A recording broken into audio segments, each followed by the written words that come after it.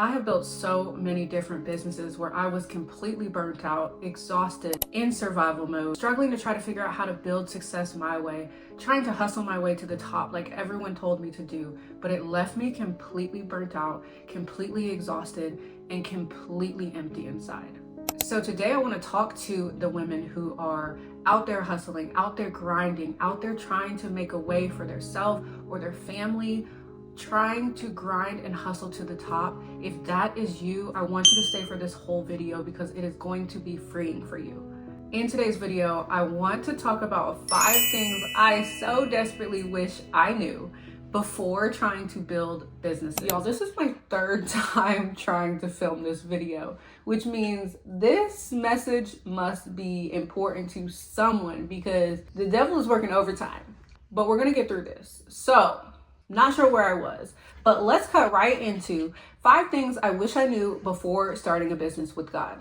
Number 1 is going to be hustle versus holy hustle. We live in a world that encourages grinding, hustling, working your way to the top, sleep when you're dead, sleep is for the weak, all of the different sayings, right? We live in a culture that is so heavy on hustling and grinding, not even realizing that we are trying to out-hustle God's timing. And this is something that I personally dealt with for so long, trying to work, grind my way into exhaustion and grind my way into survival mode and being completely broke because I'm just going and anxious and stressed, and it just never seems like I'm getting ahead, right? It's like 10 steps forward, 20 steps back every single time. And we end up in this burnout because we are not truly surrendering our businesses, our ideas to God. We are trying to push our way through and essentially tell God that we are in control and that we can do this without Him. We are trying to push our way to the top. We are trying to grind and hustle our way past the pruning that needs to be done, the growth that needs to happen, the timing that God has for us and for our lives. We are trying to out hustle that. Essentially, we get to a point where we are working against God and not with Him, right? In a sense of we are trying to go when He may be calling us to step back a bit, to spend more time in His presence, to build a different way or focus on a different idea. If we don't allow God the space to move, if we don't let go of the reins a little bit so that He can be in control, we will be exhausted and burnt out. We will not have the time to spend with our children. We won't have the time and space that we need to grow and to be in His presence. Trust me on that because that is something that I dealt with for so long and something that I truly regret and wish somebody would have told me how important it was when you're building a business with God, to focus on holy hustle, not being lazy, but working with God and not trying to out hustle God's timing. The truth is, obedience will take you further than overworking ever will. Trust me on that. Someone who is a go, hustle, go getter, it doesn't work the way you think it works. Even if you do get to a point of what you feel like is success, if you are not truly aligned with what God is calling you to do, it probably won't last long, or it probably will not be fulfilling. Because what God has for us is so much better than what we can sit here trying to hustle our way and build on our own. So that number 1 that's so important is hustle versus holy hustle. Knowing the difference and focusing on being a woman that builds with God and that hustles the holy way. Now, point number 2 for things that I wish I knew before starting a business with God. Rest is a weapon, not weakness. This ties right into point number 1 of hustle versus holy hustle, but understanding the importance of rest. And this may be a hard one, especially if you're anything like me, someone who is always ready to be on the go, always trying to make sure I'm doing something. If I'm sitting around, I feel lazy. I feel like there's something that could be done. That is something that I struggled with for such a long time.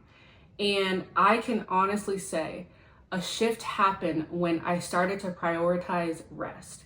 When I started to prioritize allowing time to truly sit in God's presence, because that is the key, right? That is how we truly see success, however that looks, however God wants that to look in our lives.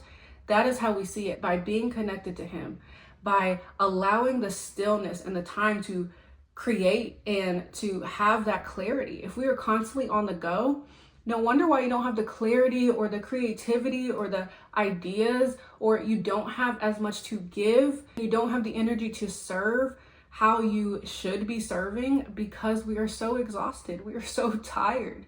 God does not want this for us, to be so extremely exhausted that we don't have time for the things that truly matter. We don't have time for our family. We don't have time for our kids. We don't have time to sit in his presence and to learn his word and to talk with him, to just be able to trust that he can move even when we're not moving. And that is so hard for a lot of us, especially as entrepreneurs, to do, because we feel like we should be constantly moving. We feel like we need to be in the mix of things in order for things to move smoothly. But the honest truth is that God can move when we are not moving. Rest shows that we trust God. And rest isn't optional. It is alignment. That is how you stay in alignment with what God is calling you to do. That is how you stay in alignment with God so that you can continue to build a business that is truly for his kingdom. So let's get into point number 3 on things that I wish I knew before starting a business with God. And this one is going to be important. So listen up. Purpose over platform, or even purpose over popularity. This one is huge for me. If you know anything about my background, I built a fitness brand to a large following on social media, and I owned a private gym, and I was doing all of the fitness influencer things. I was building a brand that glorified me and not him. And that left me exhausted. It left me broke. It left me empty inside. It left me unfulfilled. And it left me extremely insecure because I built it off of me. I built it off of needing validation from platforms, from likes, comments, shares, all the things. I built it off of needing that in order to be sustainable. And it pains me to see so many women in the space that are trying to build brands for themselves. And just me knowing how empty you will feel at the end of it. It does not matter how many followers you get. It doesn't matter how many viral videos you have. Trust me on that. It is not fulfilling if it is not built for him. We're in a world where we're so busy chasing numbers over chasing obedience. And we're not understanding that purpose produces lasting fruit. It produces something that in the long run is fulfilling. It produces something that we can have a good conscience about because we are serving people. We are building for God's kingdom. We are in alignment with what he is calling us to do. If we are building for ourselves, there is such a huge chance of it not lasting long, or leaving you broken, leaving you insecure, or leaving you completely empty. So hear me on this, sis. If you are somebody that is chasing numbers on a platform, instead of chasing what God is calling you to do, instead of walking in obedience, it will not last long. And that is some tough sisterly love for you. As someone who has been there, I grew a large platform and God told me to delete the whole page after years of building it, after tons of viral videos, after realizing that I was still so empty after all of that. He had me delete the page and start over. And when I tell you this has been the most fulfilling process, even if it's a slower build, even if it's not about me, even if it's focused on other people and not myself and not my own gain, it is so much more fulfilling than viral videos, likes, and comments. Trust me on that one. I know it's a hard pill to swallow, but this is so important. Purpose over platform, or purpose over popularity. When I stopped focusing on being seen and started focusing on being sent, everything shifted. So I know one of my sisters need to hear this today because so many of us are focused on building platforms and we don't have the right heart posture behind it. There's a lot of self-gain. There's a lot of selfish intentions behind it. And I encourage you that if you're going to build a business or build a platform, that you do it with God at the center and watch what he does. Watch how good it can get when you're in alignment with him. All right, now number 4 for things I wish I knew before I started a business with God. Get clear on who you are called to serve. This one is so important. If you are just talking to any and everyone, you're pretty much talking to no one. If you're not clear on who God is calling you to serve, on who you can help, on how you can help them, you will just be throwing spaghetti at a wall. You will just be putting content out, putting products out, putting things out that are to no avail, putting things out that are not really helping anyone. Because if you don't even know who you're talking to, how do you think your audience is going to know who you're talking to or how you can help them if you're not even sure how you can help them or who you're called to help? So I encourage you to truly sit down in the presence of God and ask him, who have you called me to serve? Right? Who can I help and how can I help them? This is something that I have done. I've actually done a few times to just continue to get clarity and get more in depth of who exactly he's calling me to serve. A good way to start to get clarity on who God may be calling you to serve is to look at the gifts that God has given you, but also to look at the things that you have gone through. Who were you a couple years ago and what were you struggling with that you have overcome or that you can help somebody else overcome? A lot of times that is linked to our purpose, right? Our story is linked to who we are called to serve, because what we've been through and the things that we have overcome, none of that is without reason. And God can use that to help someone else and to bring someone else into his kingdom. So focus on what could you help someone else with, right? How can you make an impact in someone else's life? Who can you speak to that is where you were 2 years ago, 3 years ago, 5 years ago, that you could give them some advice that can truly change their life. You can help them work past things faster than you might have, right? When we focus on that, when we get clear on who we're talking to, God can truly start to move through you. So ask him who it is that you want me to serve and how you want me to serve them. Think back or write down some ideas of what are some things that you have gone through or you have overcome or you have built, or how can you use that to help someone else? And then you want to make sure you are focused on serving and not selling. This is huge, right? I know that especially if you're building a business or digital products or whatever it is, selling is a part of that, right? But keep your focus on serving and God will send the right people to you.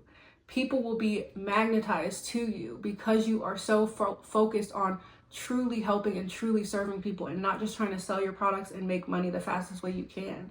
How can I truly serve this person? That is what you should focus on. That is what you should get clear on. And things will truly start to shift in your business. You want to focus on building for impact and not impressions. Now, the last and final point for the things I wish I knew. Let God be the CEO. You have to surrender your strategy, your launches, and your timelines. As hard as it may be in the beginning, know that God truly has a plan for you.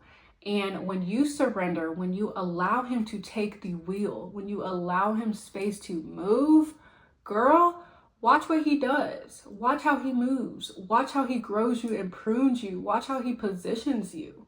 When I took my hands off the wheel, he started to do what hustle could never do. He started to move in ways that I could not have made move in my own way. Because partnering with God changes everything. Allowing him to show you how to move, what to do, steps to take, daily obedience, going to God daily. I have made it a habit now to go to God daily and say, let me know how you want me to move today. Let me know if there's anything you want me to say specifically today, if there's a way you need me to show up differently today, or whatever it is, lead the way. Show me, make it clear to me, lay it on my heart when there is a step that I need to take in this business, in this ministry, each and every day, and let him lead those steps. It's also important to have those meetings with God. Have some time, monthly or weekly or whatever, to sit in his presence and just communicate, just pray on things and allow him time to place things on your heart or place ideas in your mind or enhance your creativity. Allow him to move. When you put him first, surrender your business to him, and truly allow him to work through you, the impact is so different than just trying to hustle and grind your way through and just trying to move out of your own will and build on your own. Truly think about, You have God, the creator of the universe, as the CEO of your business. Imagine the things that you can do. Imagine the ways that you can grow. Imagine who you can help by having him as the CEO, by allowing him to plant different ideas inside of you. Imagine just giving him the space, giving him the control to move. Imagine how great things can be.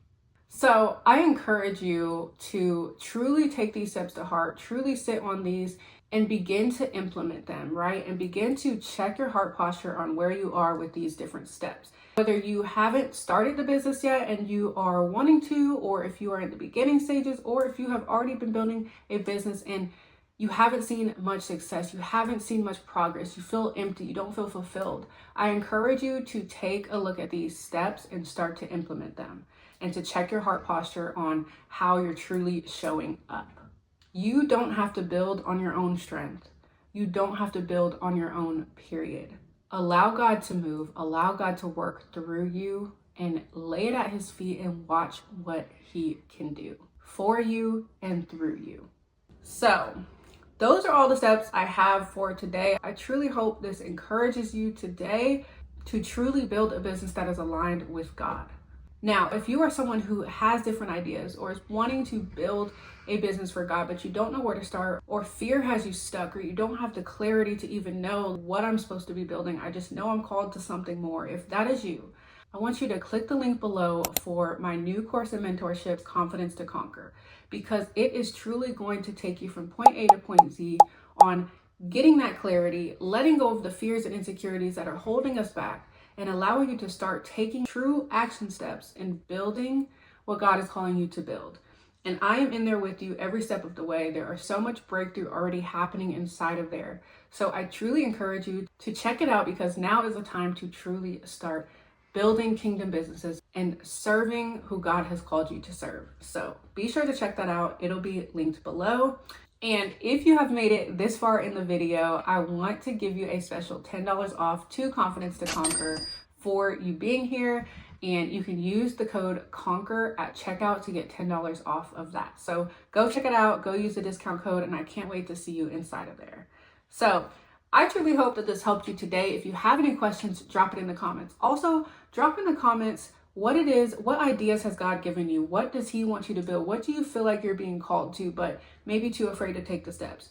Let me know in the comments. I would love to chat with you. I'd love to talk you through it and help you out. So drop it in the comments below.